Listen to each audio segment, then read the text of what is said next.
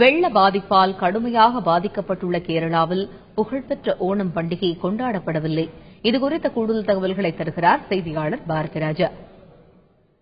கேரளாவில் ஏற்பட்ட மழை பாதிப்பு, வெள்ள பாதிப்பால் ஓணம் பண்டிகையானது யாராலுமே கொண்டாடப்படவில்லை.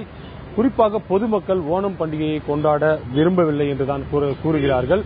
பலரிடம் நாம் கேட்டோம், இத்தனை பாதிப்புகளிலிருந்து இன்னும் மீளவில்லை நாங்கள், அதுவரை நாங்கள் ஓணம் கொண்டாட முடியாது. ஒட்டுமொத்தத்தில் இந்த வருட ஓணமானது எங்களுக்கு கொண்டாடுவதில் துளி அளவு கூட விருப்பமே இல்லை என்று தெரிவித்தார்கள். தற்போது நாம் பார்த்துக் கொண்டிருக்கும் பகுதியானது திருச்சூர் நகரில் உள்ள வடகநாதன் கோவில்.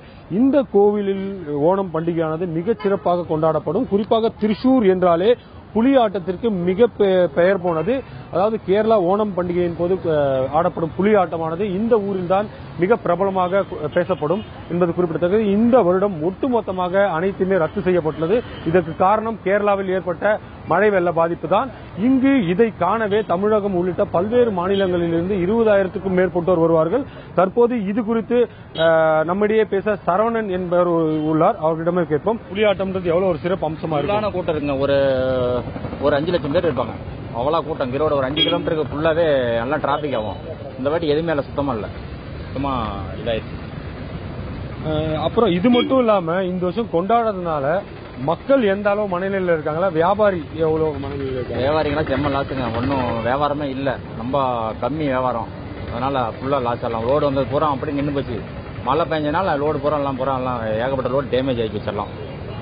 இப்ப பொதுமக்களும் இந்த ஓணம் பண்டிகை கொண்டாடுறதுக்கு அக்கறை காட்டல. இல்ல மழையில எல்லாம் பூரா ரொம்ப இது பண்ணிட்டாங்க, பாதிக்கப்பட்டாங்க. அதனால யாரும் கொண்டாடல. கேரள மக்களின் விருப்பம் என்னவாக இருக்கிறது என்றால், தற்போது இந்த மழை பாதிப்பிலிருந்து மீண்டு வர வேண்டும். ஓணம் கொண்டாடுவது அடுத்த ஆண்டு கூட கொண்டாடலாம். ஆனால் தற்போதைய சூழ்நிலை மழையால் கேரளாவுக்கு ஏற்பட்ட பாதிப்பிலிருந்து முழுமையாக மீண்டு வந்து அதன் பின்னர் தங்கள் தேவைகள் அனைத்தும் பூர்த்தி செய்த பின்னர் ஓணம் பண்டிகையை கொண்டாடலாம் என்ற ஒரு மன எண்ணத்தில் தான் அவர்கள் உள்ளார்கள். எனவே இந்த ஆண்டு ஓணமானது கேரள மக்களுக்கு இல்லை என்று அவர்கள் ஏற்கனவே முடிவு செய்துவிட்டார்கள். திருச்சூரிலிருந்து தந்தி செய்திகளுக்காக பாரதிராஜன்.